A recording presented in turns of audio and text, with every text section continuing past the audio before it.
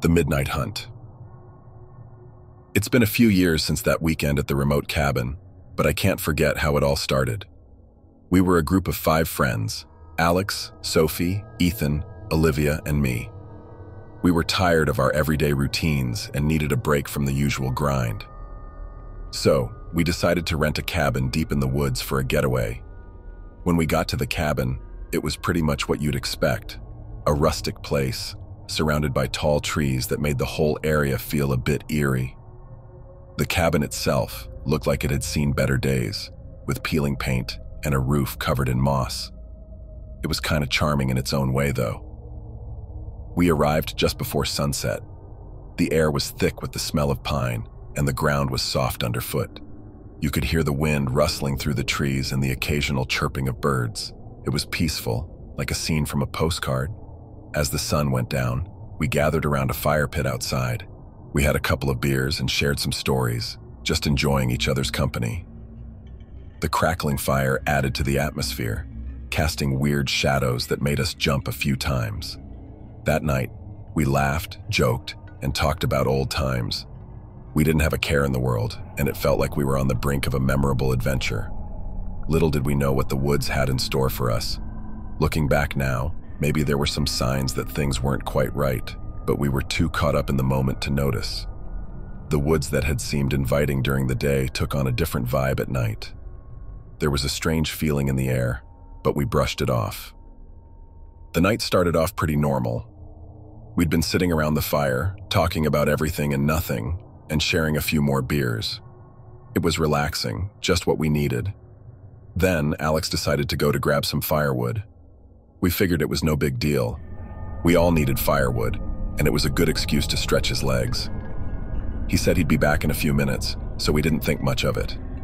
Time passed, though, and Alex didn't return. We were starting to get antsy, wondering what was taking him so long. Sophie tried calling him on his phone, but when she put it on speaker, all we heard was static. It was strange, and unease crept in. We decided to give Alex a bit more time, thinking that maybe he ventured a bit too far or something. But when he didn't come back even after what felt like ages, we couldn't ignore the knot of worry in our stomachs and went to look for him. The night was dark, and the forest felt different in the absence of the sun. Our flashlights cut through the blackness, but there was no sign of Alex. His phone, strangely, was sitting on the ground, still connected to a call with Sophie, but it was just making weird noises. At that point, panic started to set in. We called out for him, our voices echoing into the forest, but there was no response. It was like he'd vanished into thin air. We searched around the cabin and in the nearby woods, but it was like looking for a needle in a haystack. That's when we realized that something was seriously wrong. Our car was our lifeline, our way to get help if needed. We rushed to it, but when Ethan tried to start the engine, it was dead, as if someone had tampered with it. Fear really started to sink in then. We were stranded in the middle of nowhere, with no way to contact the outside world. It wasn't like in the horror movies where you can just dial 911 or call for help. We were on our own, and whatever had happened to Alex was still a mystery. We decided to go back to the cabin and quickly realized that our situation had gone from bad to worse. The initial confusion and concern over Alex's disappearance had given way to a growing sense of unease that seemed to seep into the very walls of the cabin. We huddled together in the dimly lit living room, our flashlights casting long, eerie shadows on the wooden walls. The once inviting cabin now felt like a prison, and the forest beyond the windows seemed to press in on us, as if it were alive with a sinister intent. The atmosphere inside was heavy with tension. We tried to rationalize our predicament, but nothing made sense. Why had Alex disappeared without a trace? What had caused our car to malfunction so suddenly? We couldn't shake the feeling that we were being watched, that something lurked just beyond our line of sight. Fear gnawed at us, and every creak of the cabin's aging timbers and every gust of wind outside made us jump. The feeling of being watched never left us, and the air grew colder, as if some unseen presence was breathing down our necks. We were isolated, cut off from the outside world, and it felt like we were pawns in some twisted game. We tried to come up with a plan. Ethan suggested that we stay put and wait for help, hoping someone would come looking for us when we didn't return. But as minutes turned into hours, our nerves frayed, and the sense of isolation deepened. We were trapped, and our only hope seemed to lie in understanding how to survive the night and escape this inexplicable nightmare. Despite our fear, we took turns keeping watch throughout the night, each of us hoping that at any moment, Alex would come back. As we sat huddled in the dimly lit room, our flashlights illuminating the tension in our faces, we couldn't shake the feeling that we were not alone. Strange sounds echoed from outside, eerie rustlings and sinister whispers that seemed to taunt us. Our imaginations ran wild, and each of us had a different theory about what happened to Alex and what was now stalking us. Ethan, usually level-headed, speculated that it might be some wild animal. Olivia thought it could be a prank gone terribly wrong, though none of us could fathom who would pull such a sinister joke. Sophie suggested the possibility of supernatural forces, while I couldn't shake the feeling that we were dealing with something beyond our understanding. The cabin itself began to feel like a trap, and the walls seemed to close in on us as our fear grew. We avoided looking outside as if the very act of peering through the windows might invite the horrors lurking in the woods. The hours felt like an eternity, and the anxiety that gripped us was unrelenting. The sinister sounds outside became more frequent, and at times, it sounded like something was scratching at the windows or trying to force its way inside. We clung to one another, our nerves fraying with each passing minute. Then, in the midst of the oppressive darkness, we heard it, a bone-chilling, otherworldly howl that sent shivers down our spines. It was unlike any sound we'd ever heard, a haunting blend of anguish that froze our blood. We knew at that moment that whatever lurked outside was no ordinary creature. The night seemed endless, and the cabin's walls, solid as they were, began to feel inadequate. Our flashlights flickered as the batteries drained, and our hearts pounded in our chests as we realized that we were running out of time. Ethan, ever the protector, took the lead. He armed us with whatever makeshift weapons we could find in the cabin, fireplace pokers, kitchen knives, anything that might give us a fighting chance. Our trembling hands clutched these feeble defenses as we prepared to confront the unknown. Every creak of the cabin's floorboards and every distant sound from the forest outside made our nerves fray even more. We knew we couldn't stay cooped up forever, and the cabin had become a trap in its own right.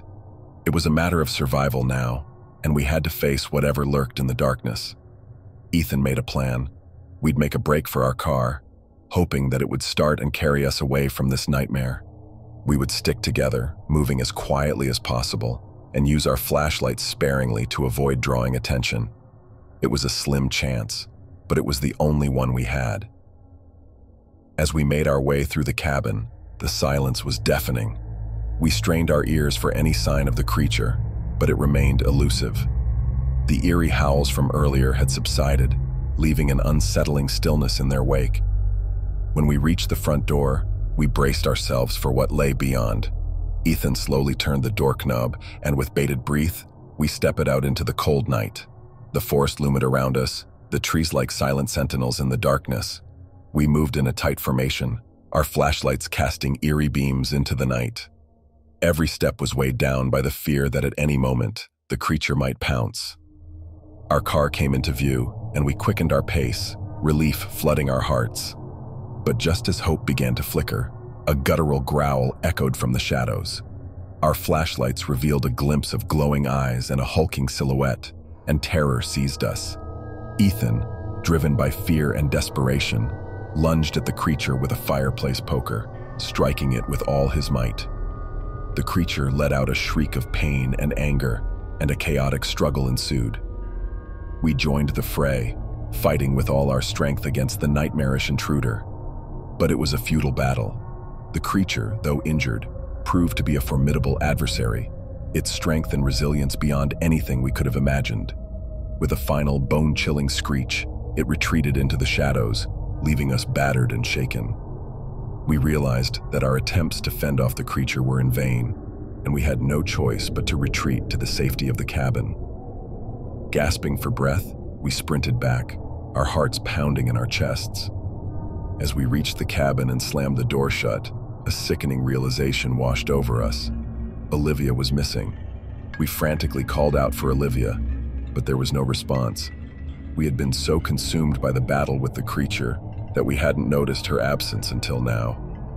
Panic set in as we realized that one of our own had vanished, just as Alex had earlier in the night. With Olivia missing, panic surged through our group like wildfire.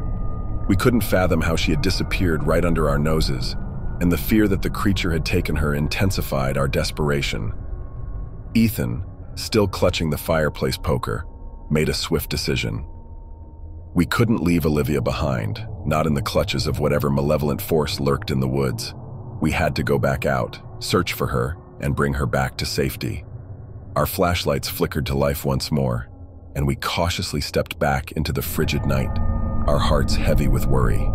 The forest was even more oppressive now, and every rustle of leaves and snapping twigs sent shivers down our spines. We called Olivia's name, our voices trembling, but there was no response. The creature, if it was still out there, remained hidden, leaving us in an eerie silence broken only by the sounds of our own anxious breathing. We retraced our steps, back to where we had last seen Olivia, back to the place where the battle with the creature had taken place. But there was no sign of her. It was as if she had vanished without a trace, just like Alex had earlier. We expanded our search, moving deeper into the woods, calling Olivia's name again and again. Our flashlights cast shaky beams into the darkness, illuminating twisted tree trunks and tangled underbrush. Every shadow seemed to hold a threat, every rustle a potential danger. Time stretched on, and our hope dwindled with each passing moment. The realization that we were facing an adversary beyond our understanding weighed heavily on us. The forest was a labyrinth of uncertainty, and Olivia's fate remained a mystery. After what felt like an eternity, we reluctantly returned to the cabin. Our search had yielded nothing, and we were forced to confront the grim reality that Olivia was now also a victim of the unknown terror that had befallen us. Inside the cabin, our exhaustion and fear reached a breaking point. We knew we couldn't stay here indefinitely, and our remaining options were dwindling. The creature, whatever it was, had shown we were no match for it. The hours dragged on, and our despair deepened as we huddled together in the cabin, the weight of our helplessness pressing down on us like a suffocating blanket. The bitter truth was that we were no closer to understanding the creature that had taken Alex and Olivia, and the forest outside had become a dark, impenetrable labyrinth of fear. We couldn't escape the feeling that we were being watched, that unseen eyes were fixated on us from the shadows. Every gust of wind and every creak of the cabin felt like a sinister presence. As the night wore on, exhaustion gnawed at us, but we dared not sleep. The nightmares that had become our reality were far too real to risk losing ourselves in sleep's oblivion. Our determination to survive kept us awake, even as our bodies screamed for rest. We decided to stay huddled together in the living room, our flashlights flickering and our nerves frayed. The noise from outside continued, an eerie symphony of rustlings and strange, haunting cries that echoed through the night.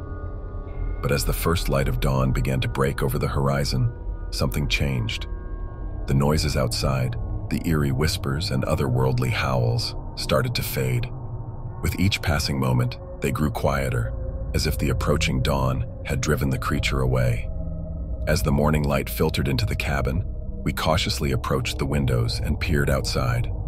The forest lay in silence, the malevolent presence that had haunted us all night seemingly gone. It was a surreal moment of relief and disbelief.